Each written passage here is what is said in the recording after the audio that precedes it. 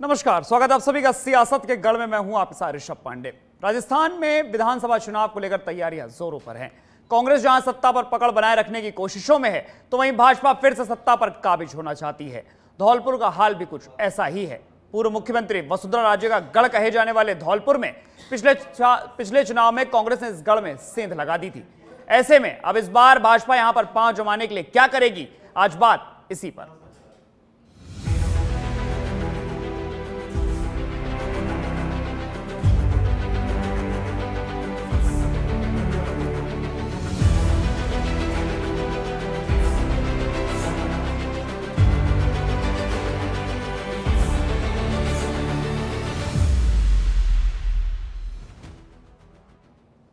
चार विधानसभा सीटों वाले धौलपुर की सियासती बयार किस तरफ बह रही है, किस नीति और नेता के साथ यह जिला विधानसभा चुनाव में उतरेगा, इसकी पड़ताल करती है ये रिपोर्ट। देखिए,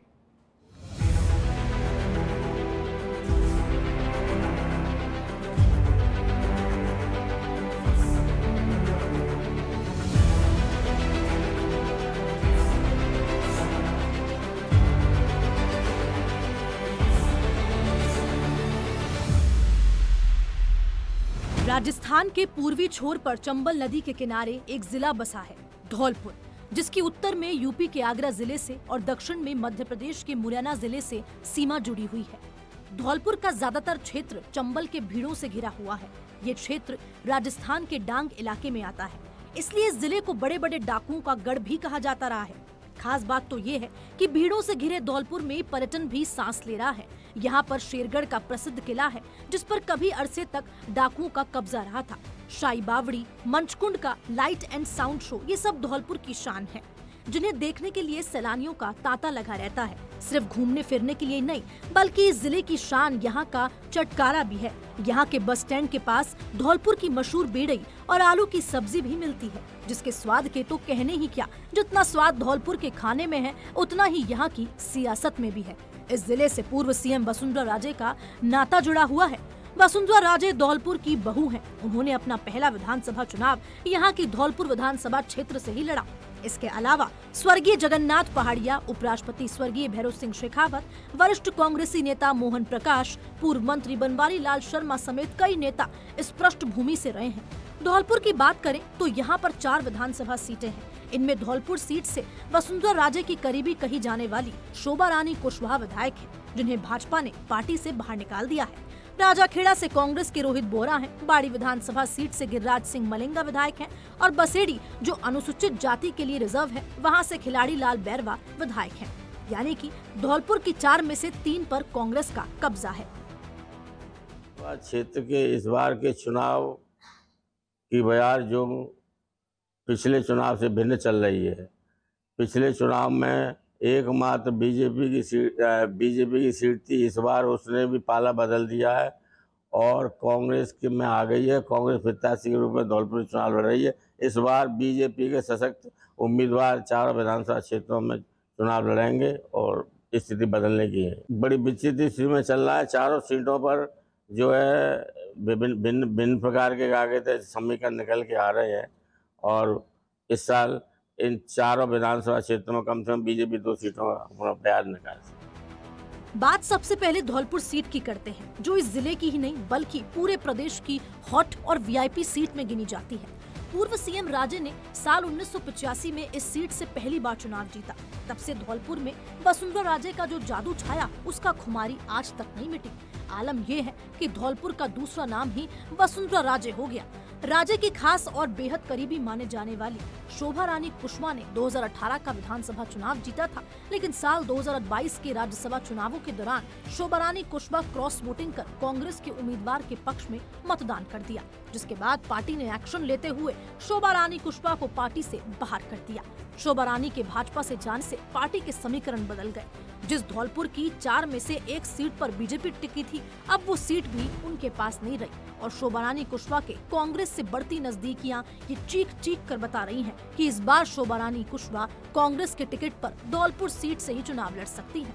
ऐसे में बीजेपी के पास शोभा रानी कुशवाहा को टक्कर देने के लिए कौन खड़ा होता है, वो देखने वाली बात होगी। लेकिन इतना तो तय है कि इस सीट पर चुनाव बेहद दिलचस्प होने वाला है, क्योंकि धौलपुर की सीट पर कुशवाहा जाति का दबदबा है। इसलिए शोभा रानी का जीतना वैसे तो तय माना जा रहा है, लेकिन सियासी जानकार ये कहते हैं कि कांग्रेस नेता शिवचरण कुशवाहा, जो शोभा रानी की बहन के पति हैं, वो इस बार भाजपा में शामिल होकर पार्टी के टिकट पर चुनाव लड़ सकते हैं। ऐसे में ये मुकाबला कांटे की टक्कर का साबित हो सकता है। धौलपुर की चारों विधानसभा क्षेत्रों में एकमात्र सीट बीजेपी की शोभा रानी के रूप में जीत के आई थी। इस बार उन्होंने पाला बदल के कांग्रेस टिकट पर प्रत्याशी के रूप में काम कर रही हैं।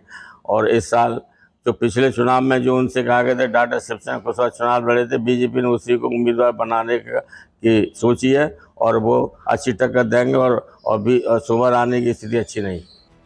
धौलपुर सीट के इतिहास की अगर बात की जाए तो पूर्व मंत्री और एक जमाने में कांग्रेस के कद्दावर नेता रहे बनवारी लाल शर्मा का इस सीट पर खासा दबदबा रहा है। उन्होंने इस सीट से कई बार जीत दर्ज की, जिसमें एक बार उन्होंने पूर्व मुख्यमंत्री राजे को पटकनी भी दी थी। पिछले चुनाव की अगर बात करें तो पिछले चुनावों में बनवारी लाल शर्मा के बेटे अशोक शर्मा ने कांग्रेस छोड़कर बीजेपी के टिकट पर राजाखेड़ा विधानसभा से चुनाव लड़ा, जिसके बाद पार्टी ने उन्हें बाहर का रास्ता दिखा दिया। बीएसपी ने इस सीट पर जिस उम्मीदवार रितेश शर्मा का नाम ऐलान किया है, वो अशोक शर्मा के चचेरे भाई और बनवारी लाल के भतीजे हैं। आपको बता दें कि पिछले 3 चुनाव में विधायक शोभा रानी कुशवाहा के परिवार का ही इस सीट पर दबदबा रहा है। ये भी बता दें कि 2013 में शोभा रानी के पति बीएल कुशवाहा ने चुनाव लड़ा और जीते भी। एक हत्या के मामले में सजा होने पर उनकी सदस्यता को खत्म कर दिया गया। इसके बाद 2017 के उपचुनाव में वसुंधरा राजे ने शोभा रानी को उम्मीदवार बनाया और 2018 के चुनाव में दोनों में शोभा रानी ने बम्पर जीत दर्ज की। वसुंधरा राजे के इतने करीबी होने के बावजूद शोभा रानी ने पाला बदल लिया और राज्यसभा चुनाव में क्रॉस वोटिंग कर कांग्रेस के लिए अपना प्रेम दिखा दिया।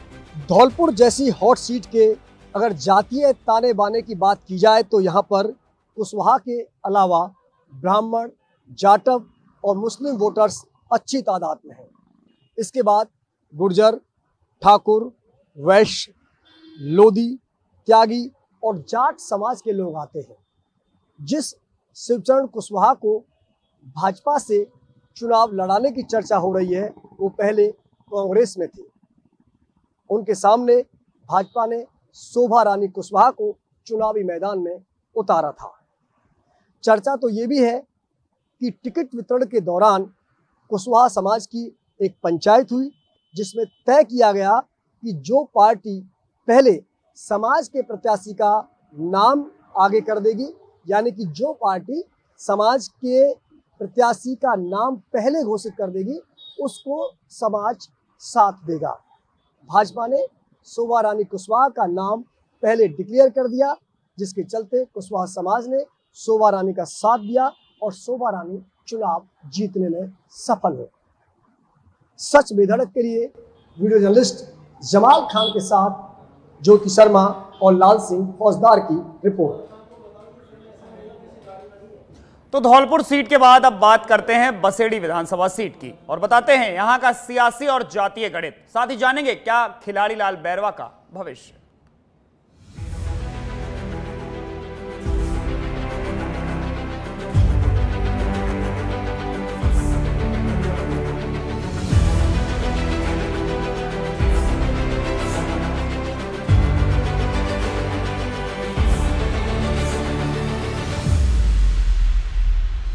धौलपुर की बसेड़ी विधानसभा सीट का सियासी गणित इतना उलझा हुआ है कि अब यहाँ के सियासतदानों को ऐसे फॉर्मूले की तलाश है जो उनकी डगमगाती सियासत को स्थिर रखने का टॉनिक दे सके। यहाँ के भूगोल की बात की जाए तो बसेड़ी विधानसभा क्षेत्र में सरमथुरा इलाका भी आता है, जहाँ पत्थर की खदानें हैं। इस क्षेत्र में ज्यादातर डांग इलाका आता है। अगर विकास की बात की जाए तो ये क्षेत्र खासा पिछड़ा हुआ है, तो वहीं डांग क्षेत्र होने के चलते दस्युओं का भी आतंक चरम पर रहता है। ग्रामीण अंचल होने के चलते लोगों का रोजी सिर्फ खेती और पत्थर का काम है। यहाँ के भूगर्भ में पूरी दुनिया में मशहूर धौलपुर स्टोन का अथाह भंडार छिपा है, जो लोगों के लिए रोजगार का साधन है। बसेड़ी के सरमथुरा में स्थित दमोह झरना पूरे जिले में मुख्य पर्यटन स्थल है। इस सीट के चुनावी इतिहास की अगर बात की जाए तो धौलपुर जिले की बसेड़ी विधानसभा सीट 2003 के बाद किए गए परिसीमन में बनी थी। साल 2008 के विधानसभा चुनाव से ही अस्तित्व में आई बसेड़ी विधानसभा सीट अनुसूचित जाति के लिए रिजर्व सीट है। 2008 में बीजेपी ने सुखराम को चुनावी मैदान में उतारा था। सुखराम ने जीत दर्ज की और विधायक बनकर विधानसभा में पहुंचे। इसके बाद 2013 में बीजेपी ने रानी सिलोटिया को टिकट देकर चुनाव में उतारा और वो जीत गए। रानी सिलोटिया ने नेशनल पीपुल्स पार्टी के प्रत्याशी छितरिया को हराया था। इसके बाद 2018 में चुनाव में भाजपा ने छितरिया लाल को प्रत्याशी बनाया था, लेकिन छितरिया को इस बार हार का मुंह देखना पड़ा। बसेड़ी सीट की सियासत कुछ ऐसी है कि सत्ता की बागडोर कांग्रेस के हाथ में होते हुए भी उसके काबू में नहीं है। दरअसल पिछले चुनाव में कांग्रेस के टिकट पर खिलाड़ी लाल बैरवा चुनाव जीते, जो सचिन पायलट समर्थक माने जाते हैं। वो राजस्थान अनुसूचित जाति आयोग के अध्यक्ष भी हैं। बैरवा की आए दिन अपनी ही सरकार से तनातनी चलती रहती है। इसका सबसे बड़ा कारण सचिन पायलट माने जाते हैं। वो सचिन पायलट को सीएम बनाने के पक्ष में रहते हैं और कई बार खुले मंच से अपनी ये इच्छा भी जाहिर कर चुके हैं। बैरवा रह रहकर कांग्रेस सरकार पर निशाने साधते रहते हैं। ऐसे में बैरवा को इस बार कांग्रेस से टिकट मिलता है, इस पर अभी भी प्रश्न चिन्ह लगा हुआ है। शिरडी विधानसभा क्षेत्र में वर्तमान जो विधायक बैरवा जी हैं, वो पाले बदलते, कभी अशोक गहलोत खेमे में, कभी पायलट खेमे में, लेकिन उनकी स्थिति अच्छी नहीं है। और सही बात तो यह है कि शर्मा क्षेत्र में पहले के आगे तो उनको अधिक वोट मिले थे, अब की शर्मा क्षेत्र में उनका विरोध में चल रहा है, तो हो सकता है वो सीट कमजोर चल दिख रही है और वहाँ बीजेपी का कैंडिडेट जीते सर। बसेड़ी के बाद बात करते हैं राजाखेड़ा विधानसभा सीट की। राजाखेड़ा विधानसभा सीट कांग्रेस की पारंपरिक सीट मानी जाती है।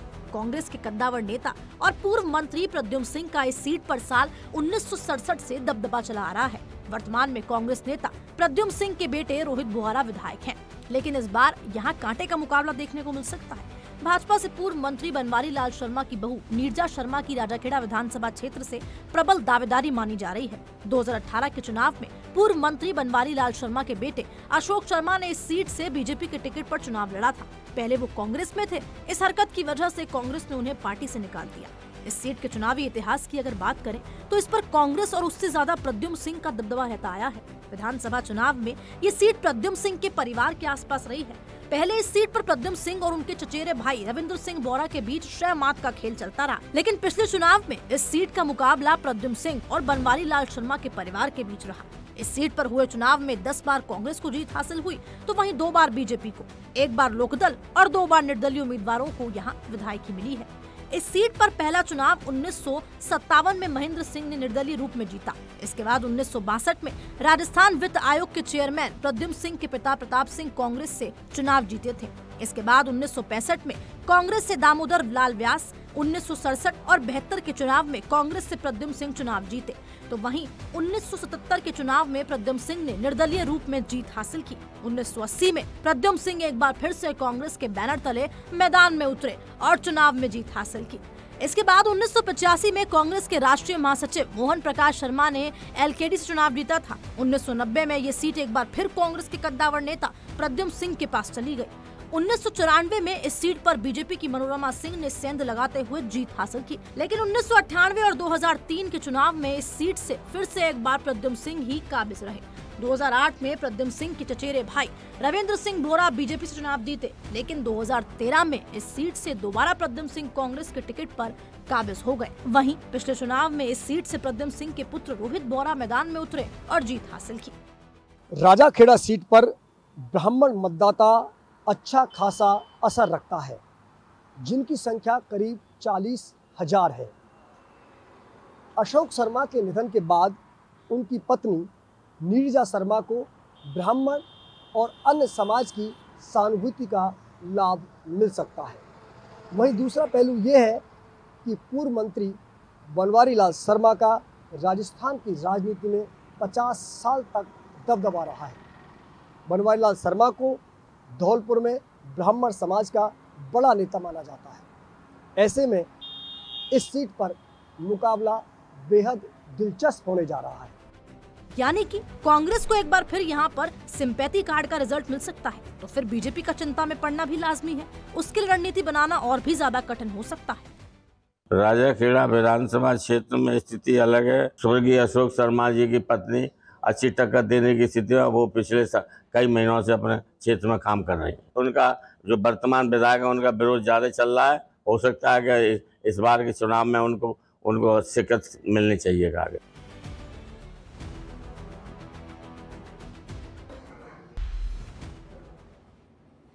ब्रेक के बाद आपका स्वागत है। राजाखेड़ा के बाद अब आपको बताते हैं बाड़ी सीट का सियासी गणित, जहां एक बार फिर कांग्रेस के नेता गिरिराज सिंह मलिंगा रिकॉर्ड बनाने की तैयारी में है।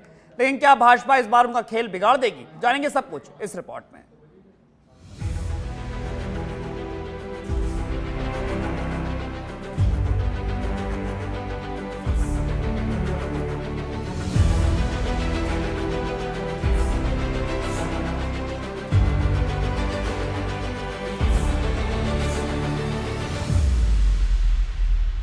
आगामी विधानसभा चुनाव के मुहाने पर खड़े राजस्थान में बिछाई जा रही सियासी चौसर के बीच धौलपुर की राजनीतिक जमीन पर तपिश बढ़ने लगी है।